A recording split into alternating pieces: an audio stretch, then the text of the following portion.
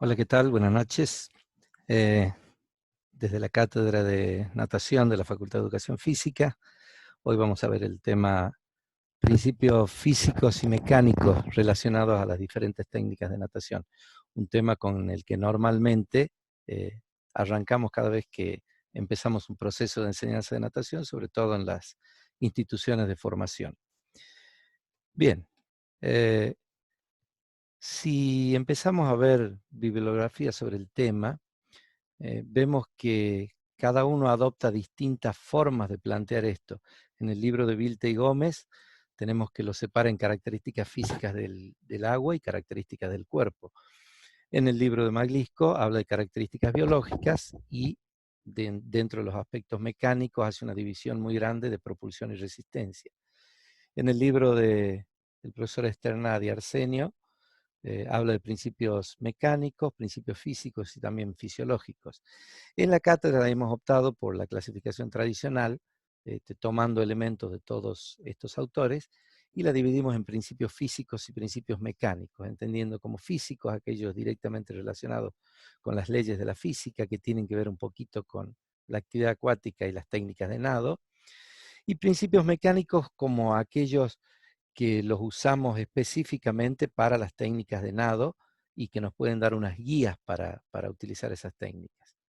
Dentro de esos principios físicos tenemos los 7 tradicionales, que son Arquímedes, acción y reacción e inercia, las 3 leyes de movimiento de Newton, perdón, acción y reacción, inercia y aceleración, las 3 leyes de movimiento, Arquímedes, Bernoulli y su unión con fuerza ascensional, el principio de palancas y la ley del cuadrado de la velocidad.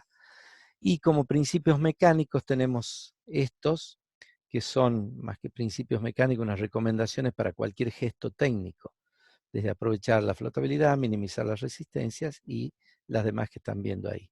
Vamos a tratar de ir, como siempre, lo más rápido posible, y aquel que desee va parando el video de manera de quedarse en alguno de los puntos. El primero, o de repasar, el primero que vamos a ver es el principio de Arquímedes, que nos dice que todo cuerpo sumergido en un fluido recibe un empuje de abajo hacia arriba igual al peso del volumen del fluido desalojado. Para ello vamos a ver un ejemplo bastante gráfico y nos imaginamos una pelota en este caso podría ser de básquet, donde si yo la tiro al agua va a mantenerse en flotación. O sea que el peso que tiene esta pelota, que normalmente es de 600, 700 gramos, 800, y tiene un volumen aproximado de 2 litros, 2 litros pesan 2 kilos aproximadamente, entonces su peso es menor que los 2 kilos que recibe de abajo hacia arriba. Entonces, si el peso es menor que el empuje que recibe de abajo hacia arriba, que es igual al peso del volumen del fluido desalojado, 2 litros, que pesan 2 kilos, pesa 800 gramos como fuerza de gravedad y 2 kilos como fuerza de empuje. Por lo tanto, se va a mantener a flote. Si esta misma pelota la rellenamos con alguna cosa mucho más pesada, vamos a exagerar y vamos a rellenarla de cemento, esa pelota va a pesar aproximadamente unos 4 kilos, y esos 4 kilos son mucho más que los 2 kilos que recibe de empuje de abajo hacia arriba. Por lo tanto, si el peso es mayor que el empuje que recibe, esa pelota va a ir hacia el fondo. Y por último, podemos citar también una pelota rellena de agua, donde el peso va a ser igual al empuje que recibe, porque va a estar relleno de agua y va a pesar lo mismo. Entonces esa pelota se va a mantener en una flotación intermedia, ¿sí? Que son las variedades de cuerpos que nosotros analizamos cuando estamos viendo una técnica de natación. Hay otros elementos que, junto con el principio de Arquímedes, determinan la flotación de nuestro cuerpo en el agua, que son la densidad del perímetro torácico, la tonicidad muscular, eh, el tejido adiposo y el peso de los huesos. La densidad del agua más salada, menos salada, hace que flotemos mucho más o no. El perímetro torácico es un flotador natural que tenemos, y por lo tanto a mayor perímetro torácico vamos a tener un tipo de flotación mayor, que es en la parte superior. Mayor tonicidad muscular, o sea, mientras más musculado sea, más peso específico voy a tener, por lo tanto me voy a ir un poquito más abajo, voy a tener menos flotabilidad. Asimismo, el tejido adiposo me ayuda a una mayor flotabilidad, por eso vemos que personas mayores u obesas flotan con mucha mayor facilidad. Y el peso específico de los huesos que hacen que tengan menor flotabilidad. Si nosotros vemos esta figura, que es un poquito graciosa, podemos deducir que tiene una masa adiposa grande, no es una persona musculada, o sea que va a tener una flotación un poquito mayor que cualquier otra persona normal. Otro de los principios que podemos ver es el de inercia, que nos dice que todo cuerpo tiende a mantener el estado en que se encuentra, siempre y cuando no actúe una fuerza sobre él.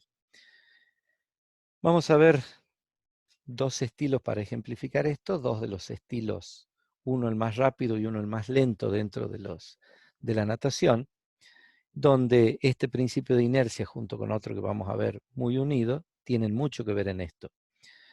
Nuestro cuerpo realiza un impulso hacia adelante y nosotros hacemos fuerzas para que vaya hacia adelante. Es más, desde la largada tenemos un primer impulso. Ahora, ¿qué hace que ese impulso no se mantenga?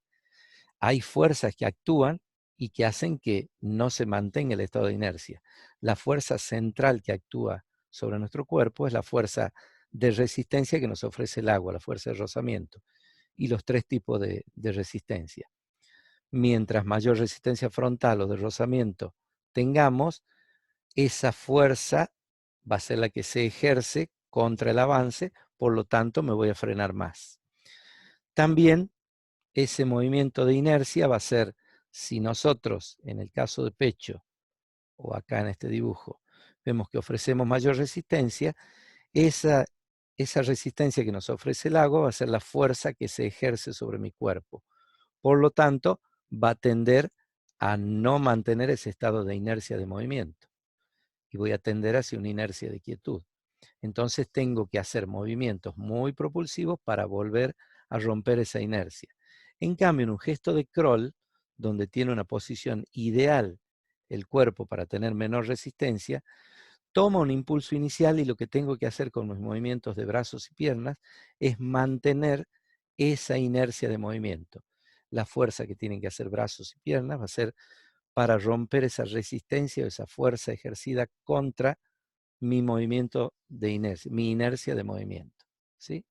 En cambio, en el movimiento de pecho voy a tener que romper ese estado de inercia, de quietud, cada vez que se inicia el movimiento. Los nadadores, por supuesto, con el nado de superposición en pecho, tratan eh, de que esta resistencia no sea tanta y por lo tanto pueda hacer un movimiento mucho más veloz y mucho más continuo. Esto está muy unido con el principio de aceleración, donde mientras yo mantengo la velocidad, voy a poder ejercer fuerza para aumentar esa aceleración. Y el principio nos diría que a mayor fuerza aplicada, mayor aceleración. Pero si esa fuerza yo la tengo que aplicar desde un cuerpo quieto, voy a tener que aplicar muchísima fuerza para lograr una determinada aceleración. Pero si tengo un movimiento de inercia continuo, la fuerza que voy a aplicar va a ser mucho menor. Esa fuerza no solo es cuando yo me voy trasladando, sino lo podemos ver desde una simple largada. No hay fuerzas que actúen, en este caso de un nadador que ingresa por el mismo hueco, el agua ofrece menos resistencia y menos fuerzas que actúan en contra de esa inercia de movimiento. Acá, por más inercia de movimiento que tenga, voy a chocar el agua con mayor superficie, por lo tanto, me voy a frenar mucho más. Va a cambiar ese estado de inercia. También tenemos este principio de palancas. En nuestro cuerpo tenemos palancas de 3 géneros. Primer género, segundo y tercer género. La mayoría de los gestos propulsivos se producen en musculatura con palanca de tercer género, donde encontramos un eje de giro o punto de apoyo, donde se inserta el músculo protagonista de ese movimiento, va a ser el punto de empuje o de potencia, y vamos a tener un brazo de resistencia. En este caso vemos un movimiento del bíceps hacia arriba, que va a estar determinado por el peso del brazo más la distancia que hay desde el punto de apoyo o eje de giro hasta el extremo de esta extremidad en este caso. Y vamos a tomar de ejemplo este movimiento del nado de espalda, donde, ¿qué podemos hacer para optimizar una palanca? Para hacerla más eficiente. No puedo cambiar la distancia donde se inserta la musculatura, pero sí puedo, o sea, no puedo cambiar el eje de giro, lo único que voy a poder incidir es en disminuir esta distancia o brazo de resistencia.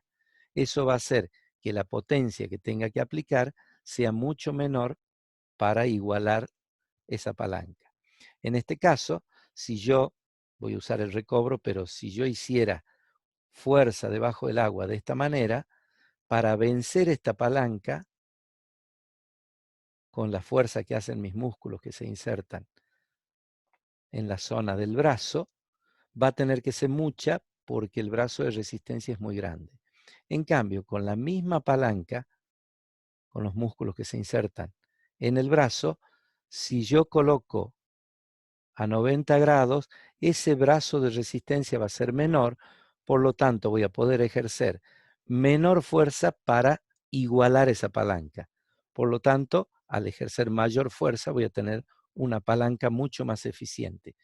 Por eso en los gestos propulsivos se trata de no hacerlo con gestos de brazos extendidos porque la palanca pasa a ser antieconómica. Después tenemos la ley del cuadrado de la velocidad. En este caso está representada con un saltador porque el principio nos dice que cuando la velocidad se duplica, la resistencia se eleva al cuadrado. Una manera fácil de comprobarlo es si yo me caigo al agua plano de panza, el vulgar panzazo, desde el borde de la pileta, la resistencia que me va a ofrecer el agua es X. Ahora, si yo me lanzo a mucha mayor velocidad desde una torre de 10 metros y caigo de la misma manera, la resistencia que me va a ofrecer el agua se cuadruplica, por lo tanto, el golpe que voy a recibir va a ser mucho mayor. Eso aparentemente no tendría mucha importancia, pero sí la podemos ver cuando los movimientos que nosotros hacemos son lentos o veloces. Si yo hago un movimiento lento, la resistencia que voy a tener del agua, una velocidad lenta, va a ser X.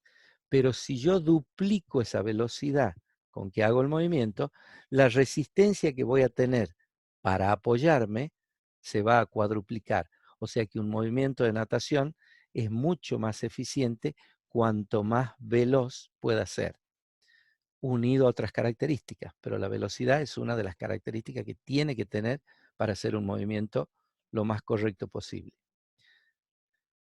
Con esto terminamos esta primera parte, lo vamos a hacer en varias partes, así no sea tedioso el video, así que los invito a seguir con la segunda parte de la grabación, con la parte 2 de principios físicos y mecánicos.